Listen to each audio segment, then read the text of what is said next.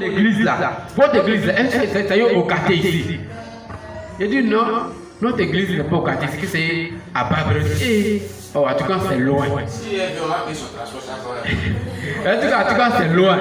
Sinon, si votre église était ici, en tout cas, demain seulement. Il faut aller la trouver pour dire que mon pasteur dit qu'on va faire ton transport, tu vas venir faire critique. Voilà. Donc, elle a été touchée. Donc, il a compris que il y a un réveil spirituel que je ne sais pas comment il peut appeler.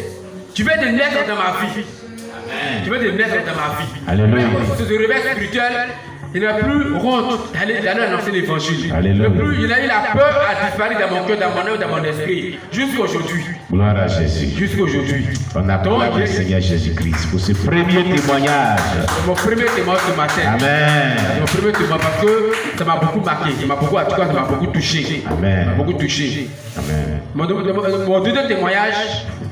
deuxième témoignage, bien aimé, toujours l'année 2020. L'année 2020, moi et ma femme, en tout cas, bien aimé, et nos enfants, chaque mois ou bien chaque semaine, nos enfants tombent malades. Chaque mois ou chaque semaine, c'est nous on visite les dispensaires, les hôpitaux, les pharmacies. Chaque mois, si ce n'est pas ma femme, ce sont mes enfants. Si ce n'est pas ma femme, mes enfants. Et puis les problèmes étaient les problèmes financiers. On ne peut pas aussi s'élever dans la prière. En tout cas, la lourdeur, l'assibissement avait envahi notre vie. Bien aimé, on ne pouvait pas s'élever dans la prière. Et dans les rêves, on était poursuivis par des gens. On voyait des choses dans notre vie, mais on ne pouvait pas s'élever dans la prière. On ne comprenait pas. Mais lorsque nous sommes revenus dans cette église et à travers les caractères, les prières lyriques, caractères prophétiques, bien aimé, on a commencé à proclamer ces versets bibliques. Donc, notre Père spirituel nous a conduit, ça nous a montré, on a commencé à orienter nos prières comme on pouvait orienter. Mais bien aimé, à travers ces moments de prière, de proclamation, un mois, 2 mois après, il y a eu un changement dans nos foyers. Moi et ma femme, on ne peut pas laisser 3 jours, 4 jours sans discuter. On peut discuter pendant 2 jours, 3 jours. C'est-à-dire faire palabre.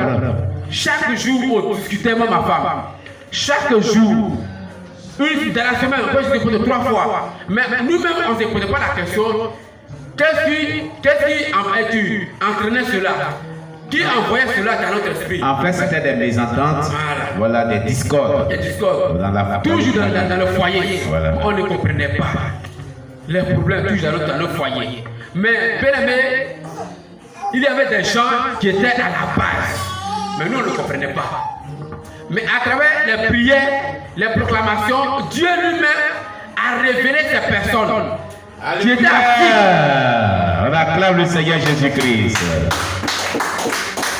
Les personnes qui n'étaient pas loin de nos maisons. Comme la Bible disait que l'homme aura pour ennemi les gens de sa maison. De sa propre maison. De sa propre maison. Donc nos ennemis n'étaient pas ailleurs. Nos ennemis étaient tout près de nous, étaient dans nos maisons, ils mangeaient avec nous, ils faisaient tout avec nous. Mais bien aimé, on ne pouvait pas imaginer que c'est pour telle personne. Mais à travers les prières, à travers les proclamations, Dieu a révélé la personne. Dieu a révélé la vie de cette personne, la vie de ces personnes. Tu étais assis sur nos foyers, tu étais assis sur nous, tu étais assis sur nos vies de consécration, tu étais assis sur nos appels, tu étais assis sur nos vies. On ne pouvait rien faire. Mais lorsque Dieu a révélé ces personnes, bien aimé, on a continué à orienter nos prières. Aujourd'hui, les personnes n'ont plus la force pour venir nous visiter. Les personnes ont arrêté de venir visiter. Ces personnes ont arrêté de nous attaquer. Les personnes, bien aimé, même dans le mois passé, ces personnes sont tombées malades parce qu'on continuait toujours à prier. On continue toujours à prier. Amen. On acclame le Seigneur Jésus-Christ. Donc, ça vous dit que ce que le Seigneur a fait pour nous, pour nos filles, pour la vie de nos enfants. Dieu a libéré aujourd'hui, Dieu a libéré nos foyers. Il ne peut pas discuter ma femme et puis j'ai fait asseoir ma femme pour présenter mes excuses. Je ne pouvais pas le faire. Mais aujourd'hui, quand j'ai fait quelque chose, et puis ça fuse ma femme, ça a touché ma femme, et puis ma femme n'a pas apprécié, j'ai fait asseoir ma femme et puis je présente mes excuses. Alléluia! Gloire à Jésus.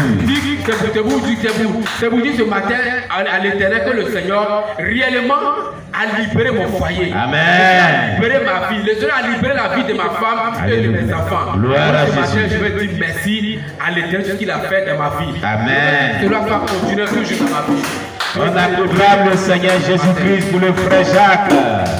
Acclamons le Seigneur Jésus très très fort, très très fort, très très fort.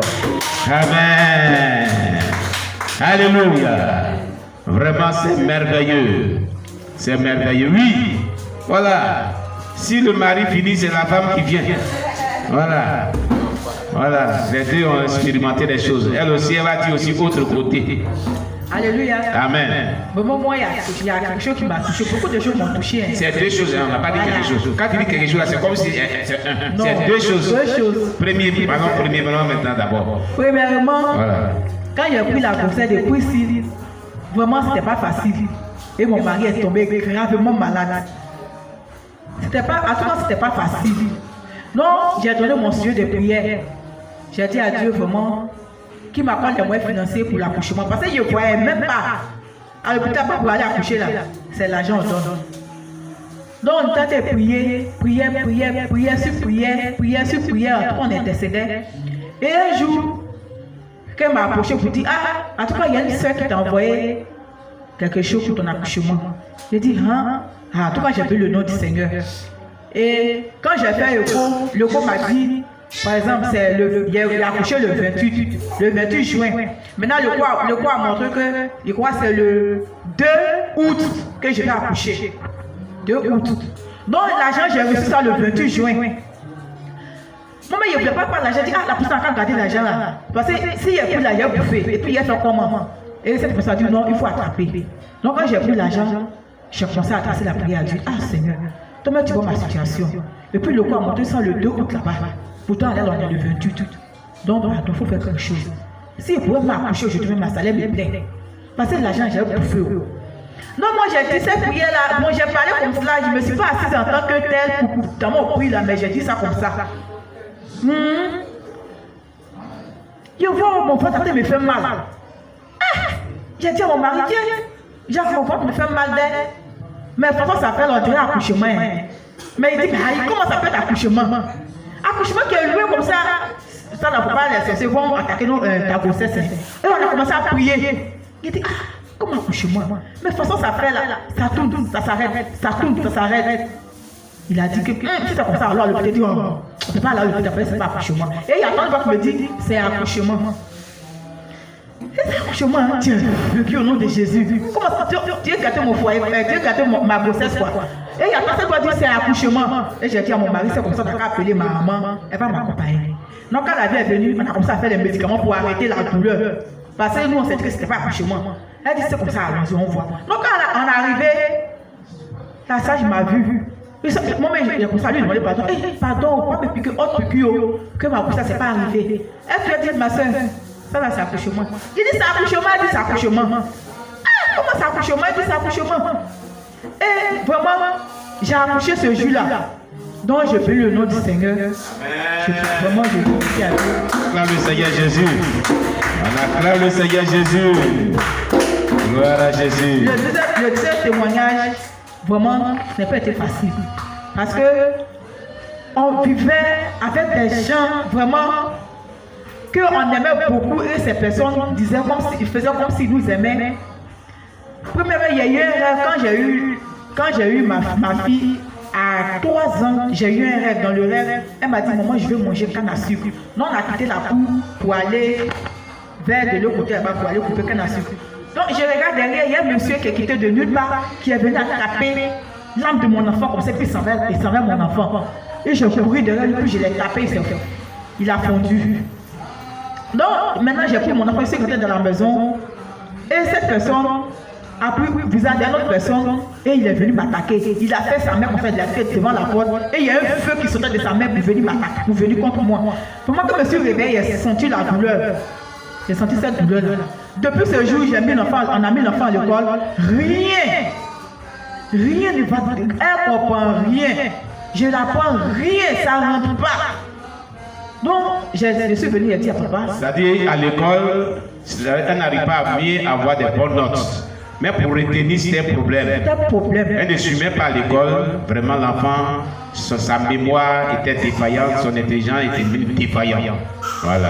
L'enfant devait faire cette année CE2, CE2. Mais à cause de ça, sa maîtresse m'a appelé pour dire non, ton enfant là vraiment, elle n'a qu'à répondre encore CE2 là, peut-être passer. Mais ce n'était pas ça. Il dit, d'accord, on n'a qu'à répondre. Elle a répondu CE2 et elle a passé, mais ce n'était pas avec bonne moyenne. Donc on est venu maintenant ici. Sa maîtresse encore m'appelle pour me dire, ton enfant il y a quoi? En tout cas, il ne faut pas dire que ton enfant connaît papier. Rien ne rentre dans sa tête même. Souvent, comme elle a eu sa moyenne, elle allait encore répondre. Ce peut-être, ça c'est quelle histoire, ça c'est que ça va vraiment. Ce n'est pas simple tout. Je suis venu voir papa. Papa m'a dit, c'est comme ça, il faut l'envoyer, j'ai prié pour elle. Et papa a prié pour elle. Papa a prié pour elle. Et depuis ce jour, quand elle apprend maintenant, là, ça rentre comme si rien n'était. Alléluia. On acclame le Seigneur Jésus. Première promotion, elle était 5e de sa classe. Donc elle m'a dit, maman était 5e, toi tu étais 5e. Elle dit oui, 5e. J'ai vu, il voit 5e. J'ai retourné et dit, faut pas, ils vont se tromper de nom pour venir me discréter. Je regarde, c'est son nom. Deuxième position encore, elle était 4e. Juste ça mettait même la félicité. Gloire à Jésus, alléluia. Tu es intelligent, hein? Vraiment tu es intelligent, vraiment je dis merci à Dieu. Il a libéré l'intelligence de mon monde. Alléluia, alléluia, alléluia. On acclame Jésus-Christ pour la Sainte Zélé. Amen. Que Dieu soit loué, alléluia. Voilà. Oui. Il y a la servante de Dieu Sylviane qui veut rendre témoignage de ce que Dieu a fait dans sa vie. On acclame le Seigneur Jésus pour elle. Alléluia. Voilà. Amen, amen, amen, amen. Gloire à Jésus-Christ. Gloire au Seigneur. On va pouvoir sonner le micro. Voilà. Gloire à Dieu. Amen. J'ai béni le Seigneur ce matin. Alléluia. Vraiment, il a fait deux choses dans ma vie. Pour moi, c'était la guérison. Amen. Qui m'a apporté. Amen. Il faut dire que toujours en 2020, j'étais malade. J'étais malade, je ne me sentais pas, franchement. Vraiment, je ne me sentais pas. Mon corps, je sentais au niveau de mon corps des picotements, vraiment, des douleurs. Et j'ai eu une infection au niveau de mon pied. Vraiment, ça me démangeait, mais ça ne me faisait pas mal en tant que tel. Et cette infection-là, comme on dit, prenait de l'ampleur. Donc, c'est comme ça que je ne comprenais pas ce qui s'est passé. Mon mari dit d'aller à l'hôpital. Je dis non, patientons-nous. Peut-être que ça va finir. Et comme ça prenait, en tout cas, ça me démangeait beaucoup. Et je suis allée au centre Lucette Brulu. Et je suis allée là-bas. Et le monsieur me dit, est-ce que tu as une fois, ou bien dans la famille, il y a une fois quelqu'un qui a eu la lèpre? J'ai dit oui, j'ai ma grande soeur, mais c'était un sort. On lui a lancé sort. Elle avait la lèpre, mais elle a été guérie de ça. Elle dit d'accord. Il me dit d'accord. Bon, il a examiné encore. Il dit, ce que je suis en train de voir, selon l'examen que j'ai fait, c'est le début de lèpre. Il m'a dit comme ça. Ok. Je peux dire que j'étais abattue, mais je n'étais pas abattue. Franchement, parce que je comptais sur quelqu'un qui s'appelle Jésus-Christ de Nazareth. Et c'est comme ça que je suis revenue à la maison. Amen. Je suis revenue à la maison. J'ai informé monsieur. J'ai dit, voici, je suis allé à l'hôpital, à lycée Brulul, voici ce qu'il me dit. Mais ils m'ont donné rendez-vous, il m'a mis encore en contact avec un autre docteur qui s'occupe de ça. Et c'est comme ça, je me suis rendu encore à l'hôpital. Quand je suis allé, le spécialiste qui était là, il a examiné, il a regardé, il dit vraiment que ce n'est pas la lèpre. Il dit ce n'est pas la lèpre. Il dit ok, je rends gloire au Seigneur. Mais il dit je vais te prescrire des médicaments, il a prescrit. J'ai payé et je suis venu.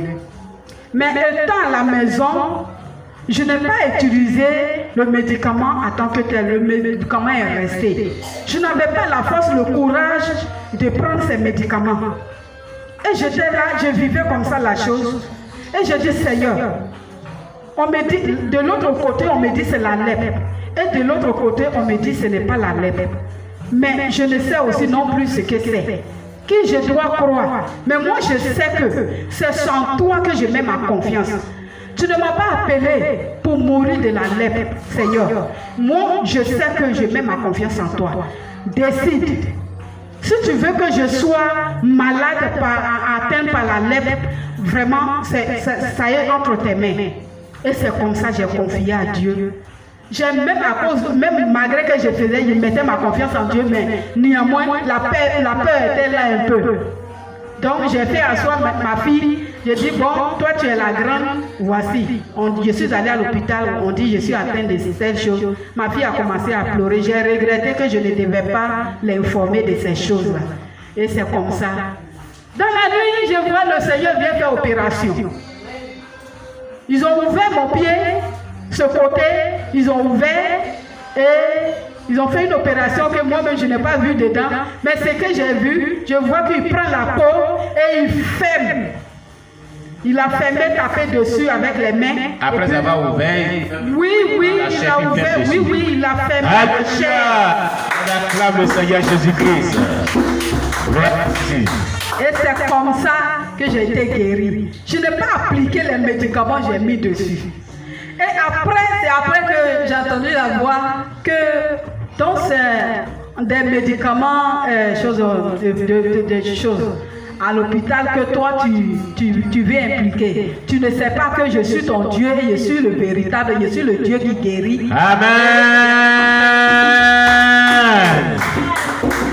J'ai commencé à bénir son nom, glorifier son nom, lui dire merci. Et faire asseoir mes enfants, témoigner. Mes enfants, voici ma fille, toi qui pleurais, que je t'ai dit ces choses-là. Voici, le Seigneur m'a guéri. Alléluia. Elle-même, vraiment, elle ne pouvait pas croire. Toi, maman, même on dirait que tu écoutais, je ne sais où. Donc c'est comme ça. Je bénis le Seigneur. Voilà Jésus. Ça, c'est mon premier témoignage. On acclame Jésus pour ce premier témoignage qui est vraiment merveilleux et très édifiant. Voilà, quand tu places ta confiance en Jésus, Jésus te guérit. Alléluia. Amen. Voilà.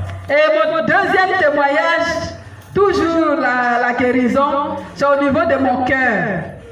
Ma poitrine qui me fait mal, je sens des douleurs vraiment. Et les gens ont trouvé ici, c'est ulcère. Donc pour moi, vraiment, s'il faut dire c'était chronique, je ne sais, en tout cas vraiment, il arrive comme ça parfois, je m'évanouis. Parfois je me retrouve dans ça de réanimation. Et c'est comme ça, un jour, ça m'avait pris, j'étais étouffée. Au début, quand ça me prend, je m'étouffe d'abord, mon cœur se serre et le souffle ne vient pas, je n'ai pas assez de souffle. Donc c'est comme ça mon cœur, ma mâchoire commençait à se bloquer. Là, c'était vraiment grave. Mes enfants ont commencé à m'appeler, j'entendais leur voix, mais je ne pouvais plus parler. Et quand ça me prend, soit bonnet rouge, je vois bonnet rouge, mais ce jour-là, ça ne connaissait plus bonnet rouge. Et c'est comme ça que ma mâchoire a commencé à se bloquer. Ma fille était en train de pleurer à côté de moi. J'ai une voisine là même qui est venue me voir. Elle ne s'est pas occupée de moi. J'avais les yeux ouverts, je regardais. Mais je perdais connaissance franchement. Après ça, je n'ai plus vu ce qui s'est passé encore. Et selon l'explication de mon mari, il allait sur la route, il appelait un taxi. Et il est venu dans notre quartier, à notre porte, Mais on ne sait pas ce qu'il a pris. Il dit non, il ne veut plus. Il s'est retourné. Donc mon mari dit qu'il ne comprenait rien. Il allait au goudron, il a demandé de l'aide. Il a demandé avec une personne qui passait. Il a demandé, monsieur, pardonnez, aidez-moi, ma femme est en train de mourir. Et c'est comme ça le monsieur, dans sa grâce, il est venu, il m'a pris et il m'a emmené à l'hôpital. Mais j'ai perdu connaissance, franchement, je n'étais pas à moi. Et quand je suis arrivée à l'hôpital, j'ai eu ma soeur dont je parlais hier, celle avec qui je marche aujourd'hui. Elle m'a accompagnée. Ils sont allés l'appeler et elle m'a accompagnée à l'hôpital.